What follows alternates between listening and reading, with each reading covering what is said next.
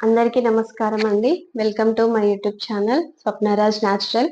కొత్తగా మన ఛానల్‌ని చూస్తున్న వారైతే సబ్స్క్రైబ్ చేసుకోండి, లైక్ చేయండి, షేర్ చేయండి.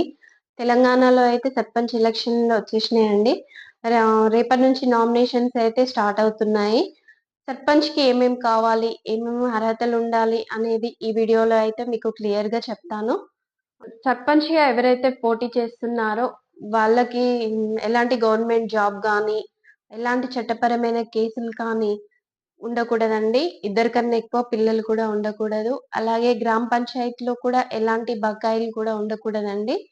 ఎవరైతే పోటీ చేసే వ్యక్తి అయితే ఉన్నారో వాళ్ళకు వాళ్ళు ఏమేం పేపర్స్ సబ్మిట్ చేయాలి అంటే, ration card, Aadhaar card, voter ID, voter లిస్ట్‌లో వాళ్ళ క్రమ సంఖ్య, అలాగే కుల ధృవీకరణ పత్రము, ఇంటి పన్ను రిసిప్టు, అలాగే అఫిడవిట్ ఎలాంటి చట్టపరమైన కేసులు లేవు అని ఒక అఫిడవిట్ కూడా సబ్మిట్ చేయాల్సి ఉంటుంది.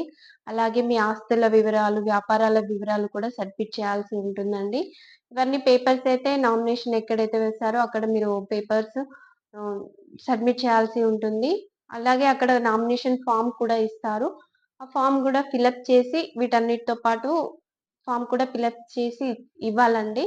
అలాగే వాళ్ళు మీ పేపర్స్ అన్ని వెరిఫికేషన్ చేస్తారు. అన్నీ ఓకే అనుకుంటే మీకొక గుర్తునైతే అలాట్ చేస్తారండి. అలాట్ చేసిన తర్వాత మీరు ఎన్నికల్లో పోటీ చేసుకోవచ్చు. ఈ వీడియోలో మీకేమైనా డౌట్స్ ఉంటే నాకు కామెంట్ సెక్షన్‌లో కామెంట్ చేయండి. నేను క్లియర్ చేస్తాను. అలాగే నా వీడియో గనుక మీకు నచ్చినట్లయితే సబ్స్క్రైబ్ చేసుకోండి, లైక్ చేయండి, షేర్ చేయండి. Thank you. అందరికీ నమస్కారం.